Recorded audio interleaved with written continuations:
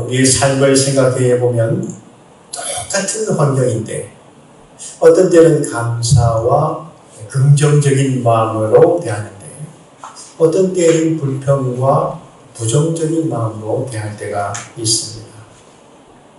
그 이유는 지금 나에게 놓여있는 환경에 대한 의미와 가치를 따를 때는 감사와 긍정의 마음을 갖지만 그 의미와 가치를 놓쳤을 때는 불평과 부정의 생각을 가진다는 것입니다. 사람은 동물에게 없는 것이 있는데요. 이 영혼 안에 진심이라고 하는 마음의 상태가 있습니다. 우리는 진심을 어떻게 생각하고 있습니까? 나의 마음의 진심에 대해서 그것이 진리이냐 생각합니다. 그래서 내 진심을 알아달라고 이렇게 상대방에게 말하기도 하죠. 또한 진심에 따라 합당하게 행동하면 그것을 선한 것이라고 이해하기도 합니다. 그러나 이 사람의 마음에 있는 진심은 그 순도가 온전히 거룩하지 않다는 데 있습니다. 그리고 그 진심의 순도가 또 온전히 거룩한 상태된 사람은 없습니다.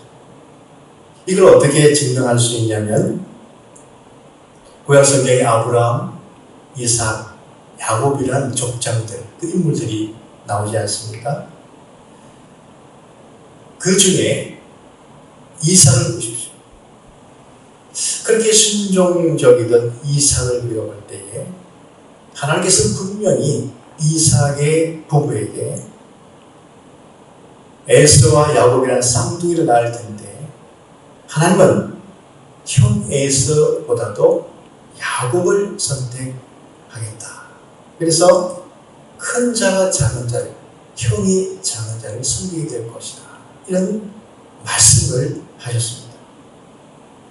그런데 이삭이 이제 죽기 전에 모든 축복을 하려고 했죠. 그러나 하나님은 이삭에게 야곱에게 축복하도록 만드셨는데 이 이삭은 어떻게 하고 있습니까? 에서에게 축복하려고 했다는 것이죠. 하나님은 야곱의 심성을 이용해서 그 에서에게 축복하지 못하도록 하시죠. 결국 하나님 말씀대로 야곱에게 모든 축복이 돌아가도록 만드십니다. 이삭의 진심은 무엇이었다는 것입니까? 둘째 아들 야곱보다도 첫째 아들 에서에게 모든 축복을 하고 싶었던 심정, 그 진심이었다는 것이죠. 그런데 그 이삭의 진심 때문에 그 이삭의 가족은 많은 고생을 하게 되죠. 야곱은 형 에서를 위해서 도망갈 수밖에 없었고, 그래서 가진 고생을 해야만 했습니다. 에서는 야곱에 대해 평생 원수 지감이 됩니다. 하나님은 에서 대신에 동생 야곱을 선택하고 축복하겠다고 했으나 이삭의 진심은 에서를 축복하고 싶었기 때문이었죠.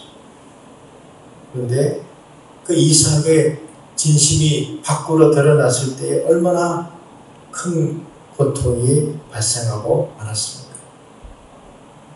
여러분 이삭뿐이겠습니까? 다윗도 마찬가지죠. 영웅적인 삶을 사는 다윗이 그는 받은 삶이 무엇입니까? 이스라엘을 구원해내는 것이, 그래서 하나님의 거룩한 도구로 사용되는 것이 그에게 주어진 복이라는 가치입니다. 그런데 그 가치를 놓치고 마음의 진심을 따를 때가 있었습니다. 그래서 그 밧세바와 우리아에게 대해서 아주 그릇된 행동을 하게 되죠. 하나님 주신 거룩한 가치를 따르지 않고 자신의 마음속에 있는 탐심의 진심대로 행동함으로 말미암아 그 큰 고통을 만들어냅니다. 사람은 진심을 표현한다면 모든 오해가 다 풀리고 문제가 다 해결될 것이라고 생각하면서 그래서 그 진심의 이야기를 막 드러냅니다. 그러나 인간의 진심 속에는 탐심, 미움, 분노의 감정이 뒤엉켜져 있죠. 이것이 그 감정 속에 녹아지기 때문에 진심을 표현하고서는 더 관계가 악화되고 많은 것을 봅니다. 그래서 상대방과 이웃에 대해서 지니고 있는 불편한 진심의 마음을 표현하는 것보다도 모든 사람과 더불어 화목하라. 내 이웃을 내 몸과 같이 사랑하라. 하는 거룩한 하나님 말씀의 가치를 따를 때에 좋은 관계를 맺고 살아갈 수 있습니다. 그래서 진심을 따라갈 것이 아니라 하나님의 가치, 이 말씀의 가치를 따라가야 좋은 삶, 좋은 관계를 맺으며 선을 이루며 살아갈 수 있습니다. 최근에 공부하는 유대인 호모 아카데미쿠스라는 책을 읽고 있습니다. 그 부제로는 하버드를 지배한 유쾌한 공부법이라고 되어 있습니다. 유대인들은 자녀 교육에 상당히 노력을 쏟아붓죠. 특히 유대인들은 주 1세기 말 로마로부터 침략을 당해서 나라를 잃게 되고 세계로 흩어지는 디아스포라 상태에 살게 되었습니다. 그럼에도 이 민족은 두 가지는 꼭 지켰습니다. 종교와 교육이었습니다. 말하자면 신앙과 교육만큼 이 두 가지는 반드시 지켜냈습니다. 그래서인지 대제국이었던 이집트도 바빌로니아도 페르시아도 로마도 다 그 민족이 쇠락해지고 사라졌지만은 유대 민족만큼은 그 고유한 신앙과 정신, 그 문화를 지켰기 때문에 세계 어디에서나 유대인들은 그 존재감의 고부가 가치를 높이고 있습니다. 유대인 부모가 자녀들이 도달하기를 바라는 인간상은 맨시입니다. 맨시. 여러분, 맨시란 무엇입니까? 맨시란 주위 사람들로부터 완전히 신뢰받는 사람이라는 뜻입니다. 그래서 어떤 사람이 주위 사람들로부터 완전히 신뢰받는 사람이 되려면 타인과의 관계에서 정직해야 되는 것이죠. 그리고 자신보다 어려운 사람을 만나게 되면 도와주는 사람이어야 합니다.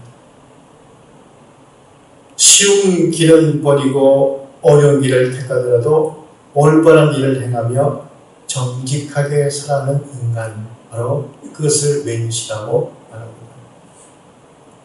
그리고 자신이 가지고 있는 지식이나 돈이나 시간, 이것을 사회에 환원함으로써 다른 사람들에게 꼭 필요한 행동을 합니다. 맨시라고 꼭 사회적으로 성공해야만 되는 것이 아니죠. 높은 위치에 있고 성공적 위치에만 있어야 맨시가 되는 것이 아닙니다. 다른 사람에 대해서 존경하는 마음을 가질 때, 그리고 올바른 일에 대해서 목적을 두고 행동하는 사람이라면 누구든지 맨시가 될 수 있다고 합니다. 그런데 이 맨시가 되려면요, 진심으로 되는 것이 아닙니다. 진심이 있기 때문에 맨시가 되는 것이 아니라 이 맨시의 가치를 따를 때 맨시가 될 수가 있는 것이죠. 어떤 음식점을 하는 유대인 사장이 있었습니다. 이 유대인 사장은 많은 직원들을 두고 있었어요. 근데 이 사람은요, 그 종업원 한 사람 한 사람에 대해서 아주 진정으로 존경하는 마음으로 대우합니다. 그래서 종업원에게 화를 내거나 언성을 높이는 일을 하지 않습니다. 그리고 가끔 식당 후문에 음식을 얻어먹겠다고는 가난한 사람들이 있습니다. 그러면 기쁜 마음으로 그들에게 음식을 내어주기도 합니다. 바로 이러한 사람을 맨시라고 한다는 것이죠. 오늘 우리가 읽은 요한복음의 말씀에는 많은 인물들이 등장하고 있습니다. 또 이 말씀을 우리가 읽으면서 그 인물들의 모습을 자세히 보면 많은 것을 깨달을 수 있어요. 주님의 가치를 따르는 사람과 그리고 자신 속에 있는 진심을 따르는 사람이 등장하고 있어요. 그런데 진심보다도 주님의 가치를 따르는 사람은 주님을 위해서 아름답고도 또 사랑이 충만한 헌신할 수 있게 되었고, 그래서 마태복음에 의하면 온 천하의 어디에서든지 이 복음이 전파되는 곳에 이 마리아가 행한 일도 말하면서 그를 기억하도록 하라, 이렇게까지 주님이 말씀하시게 되죠. 그래서 이 복음과 복음의 삶이라고 하는 것은 그저 사람의 생각이나 사색에 의한 것이 아니라 실제적인 몸으로 나눔과 헌신을 말하는 것입니다. 이런 복음 그러면 그 본질은 무엇입니까? 어떤 사람 볼 때 참 불쌍하다 이렇게 말하는 것이 복음의 본질이 아니죠. 실제적인 도움을 주는 것이 복음의 본질이죠. 우리 예수님 보십시오. 예수님께서는 안식일에 일함으로 오해를 받을 수 있음에도 불구하고 병자를 고쳐주시죠. 그리고 뱀머리에 아주 고뇌해서 잠을 주무실 수밖에 없을 정도로 사람들을 섬기신 분이시죠. 그리고 십자가의 고난을 실제적으로 겪으시면서 이 복음이 무엇인가를 나타내시는 분이시죠. 오늘 말씀은 6월절 엿새 전에 일어난 일입니다. 오늘 성경 이 1절 말씀 보면 6월절 엿새 전에 일어난 일이라고 기록되어 있는데요. 이것은 예수님께서 어디에 목적을 두고 지금 살아가고 있는지를 명확하게 말하고자 하는 것입니다.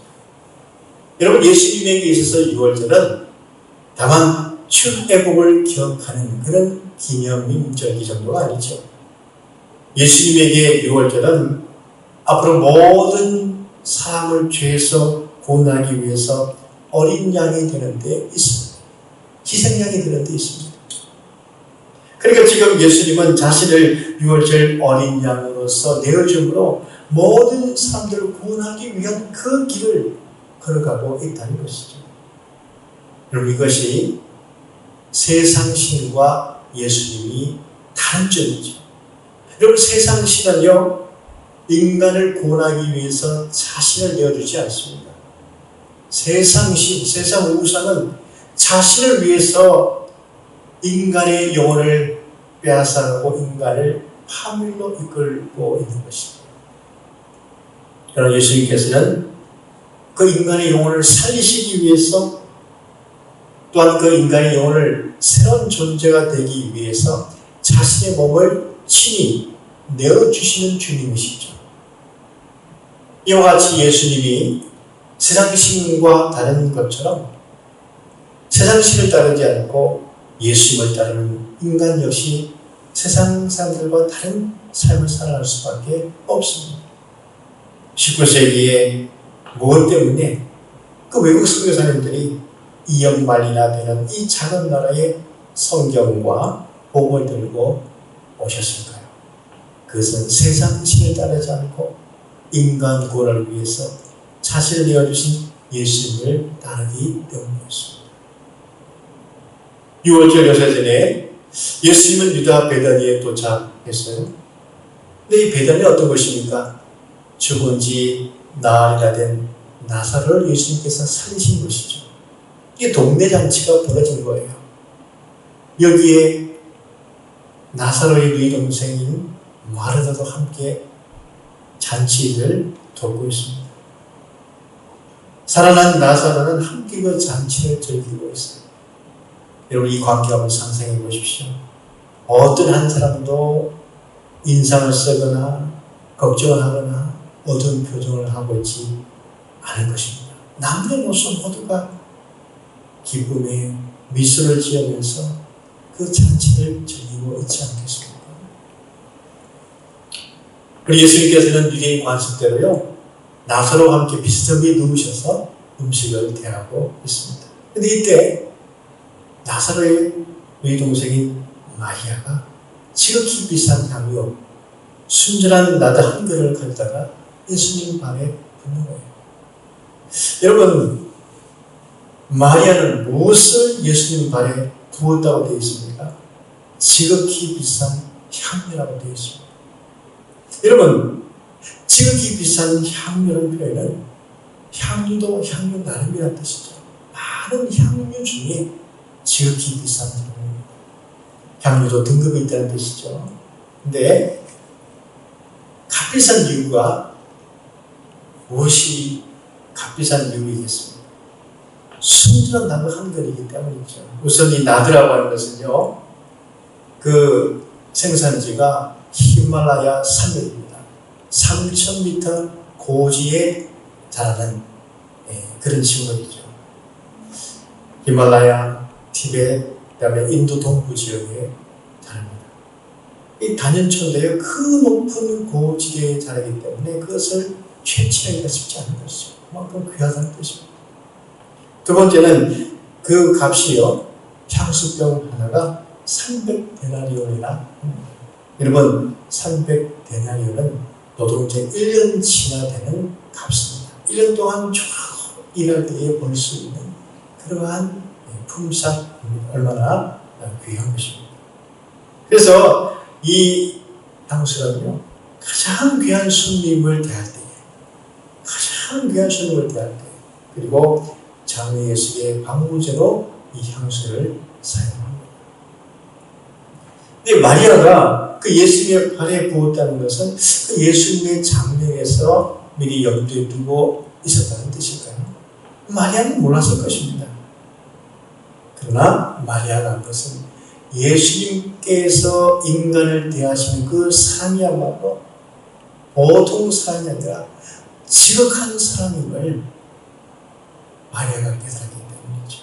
그래서 그 뜻이기 때문에 마리아는 그 지극히 값비싼 향기를 예수님께 부은 것 아니겠습니까? 그러니까 마리아가 깨달은 예수님의 인간 사랑은 누구나 할 수 있는 인간 사랑이 아니라 인간에게 새로운 피조물로 만들어줄 수 있는, 그래서 존재의 변화를 만드시는 지극한 인간 사랑을 발견했기 때문입니다. 그래서 자신이 소유하고 있는 가장 지극히 값비싼 향기를 예수님께 드릴 수 있었습니다. 오늘 이 베다니의 잔치 보십시오. 말씀 보면 예수님을 위한 잔치라고 되어 있습니다. 오늘 이 마리아가 지극히 비싼 향유를 예수님께 부은 것도 예수님을 위한 것이었습니다. 여러분, 무엇이 인간에게 가장 영광스러운 경험이 되겠습니까? 그 가치를 예수님께 둘 때입니다. 예수님을 위해서 무엇인가 할 때, 그때 인간에게 가장 영광스러운 경험하게 된다는 것이죠. 예수를 위해서 잔치를 만들고 예수를 위해서 뭔가 드려질 때에 인간에게 이러한 경험을 하게 되는 것이죠. 예수의 임재를 경험하시기 때문이죠. 그러나 제자 중 하나인 간주자가 나오죠. 그는 어떤 사람입니까? 앞으로 대제사장들에게 예수님을 잡아 넘겨줄 사람이었죠. 예수님을 그 대제사장에게 팔아 넘길 사람으로 등장하죠. 그의 말을 자세히 보십시오. 5절에 이 향유를 어찌하여 300데나리온에 팔아 가난한 자들에게 주지 아니하느냐, 이렇게 말하고 있습니다. 여러분, 지극히 비싼 향유는요, 그 용도가 어디죠? 아주 귀한 손입니다. 또 장래 예수를 위해서. 그러니까 이 용도가 가난한 자들에게 주어지는 용도가 아니죠. 그런데 이 가룟유다는요, 그 향유의 용도에 맞지 않게 억지로 적용시키려고 하고 있습니다. 여러분, 교훈에 합당하지 않고 억지로 하게 하는 것은 주님의 가치가 아니죠. 하나님은 전능하시고 전지하시는 하나님이시죠. 그럼에도 인간에게 경우에 합당하게 선택할 수 있는 자유의지를 주셨죠. 그러니까 하나님은 인간을 조작해서 자유를 빼앗아가거나 강제하는 분이 아니죠. 인간 스스로 하나님의 은혜를 생각하면서 교보에 합당하게 선택할 수 있도록 하시는 하나님이시죠. 여러분, 이 마리아에게 만약 예수님이 강제했거나 누군가가 강제했다면 되겠습니까? 이 마리아는 그 예수님의 지극한 인간 삶을 스스로 깨닫고 자유의지로 그가 예수님께 사랑의 헌신을 한 것이죠. 그래서 예수님이 우리에게 원하시는 것은 무엇이겠습니까? 스스로 무엇이 가치 있는 것인가를 선택하며 살아갈 수 있도록, 그래서 성숙한 인간이 되게 하는 것이 바로 예수님께서 인간을 향한 목적임을 알 수 있습니다. 그런데 지금 이 가룟유다는 교보에 합당하지 않는 말을 하죠. 그 이유가 무엇이겠습니까? 그것은 그의 진심이 무엇인가를 알 수 있기 때문이죠. 6절 말씀 보십시오. 이렇게 말하면 가난한 자들을 생각함이 아니요 그는 도둑이라 돈기를 받고 거기 넣는 것을 훔쳐갑니다. 그러면 이 가룟유다의 진심이 무엇입니까? 훔쳐가고 싶은 진심이죠. 도둑질하고 싶은 진심이었어요. 그때 만약 이 가룟유다가 훔쳐가고 싶어하는 자신의 진심의 마음을 이겨내려고 주님의 가치를 따르려고 했다면 이겨냈을 것입니다. 여러분, 가난한 자에게 줘야지라고 강조했던 가룟유다는 정작 가난한 자들 위해서 그는 나누지 않았습니다. 오히려 주님을 위해서 드릴 수 있는 마리아 같은 사람이 정말 가난한 자들 위해서 사실 주님의 삶을 따라서 별도의 소유도 또한 나눌 수 있는 것입니다. 주님의 것, 그리고 가난한 자의 것을 구분해서 드릴 수 있어야, 나눌 수 있어야 되는 것이죠. 여러분, 모든 사람은 다 진심을 가지고 살고 있습니다. 돈에 대한 욕심이란 진심이 있죠. 어떤 사람을 잘 믿지 못하는 의심이란 진심도 있습니다. 나를 왜소하게 만들고 초라하게 만드는 사람에 대해서는 미움이 생기는 진심도 가지고 있습니다. 여러분, 미움이 왜 생길까? 제가 찾아보니까요, 나를 초라하게 만드는 사람에 대해서는 미워한다는 거예요. 나를 왜소하게 만드는 사람에 대해서는 미워한다는 거예요. 그럼 어떤 사람을 사랑할까요? 나의 존재함을 높여주는 사람. 그런 사람을 사랑하게 되어 있다는 거예요. 좋아하게 되어 있다는 거예요. 근데 우리 진심은요, 욕심, 의심, 미움, 이런 진심이 있다는 거예요. 그런데 이 진심의 감정을 그대로 표현하게 되면요, 다른 사람과 좋은 관계를 맺을 수 없다는 거예요. 그럼 사회적 관계를 잘 맺지 못하게 되는 것이죠. 그럼 이 진심을 이겨내려면 어떻게 될까요? 바로 주님의 가치를 따르면 된다는 것입니다. 돈보다는 이 사람의 생명이 소중하다는 주님의 가치, 의심보다는 믿음이라는 가치, 미움보다는 관대한 삶을 가지는 가치, 바로 이 주님의 가치를 따르면 우리 속에 있는 그릇된 진심을 이겨낼 수 있다는 것입니다. 우리가 이 땅에 사는 이유는요, 나의 진심을 드러내기 위해서 사는 것이 아닙니다. 여러분, 간절한 사람들 많이 보셨죠? 여러분, 간절한 그 순간에는요, 은혜가 되기 때문에 지난날 자신이 살아온 모든 수치에 대해서 말하지 말아야 할 부분까지도 수비가 있는데 너무 밑에 있는 얘기까지도 다 끄집어내서 말합니다. 그 순간에는요, 전하는 자나 듣는 자 다 그냥 감동받습니다. 그러나 나중에 어떻게 됩니까? 주체할 수 없는 일이 일어나게 되는 것이죠. 우리가 이 땅에 사는 이유는 온전한 사람 되기 위해서입니다. 주님이 원하시는 성숙한 사람이 되기 위해서 이 땅에 사는 거예요. 온전한 사람, 성숙한 사람이 어떤 사람일까요? 인간 속에 여전히 남아있는 죄성과 뒤엉켜 있는 진심을 주님의 거룩한 가치로 이겨내고 주님을 위해서 살아감으로 그 영광스러운 경험을 하는 사람을 말하는 것입니다. 아멘. 주님은 마리아의 행동에 대해서 고마워하셨죠. 그래서 이 복음이 전파되는 곳마다 이 마리아의 이름이 영구적으로 드러날 수 있도록 그를 높여주겠다고 주님이 말씀하셨습니다. 이 마리아가 주님을 사랑하지 않으십니까? 믿겠습니까? 얼마나 사랑할 수밖에 없겠습니다. 우리가 따라가야 할 주님의 가치는 상대방에게 고마움을 느끼는 것입니다. 우리 서로 한번 그렇게 인사할까요? 옆에 뒤에 앉아있으면 얼마나 고맙습니까? 고맙습니다. 인사하겠습니다. 고맙습니다. 소리 내고 고맙습니다. 그래요. 우리 상대방에게 고마움을 느낄 수 있는 이 마음 표현, 이게 바로 주님의 가치라고 하는 것입니다. 상대방에게 높여주는 이 말 한마디, 행동 하나가 우리가 따라가야 할 주님의 가치라는 것입니다.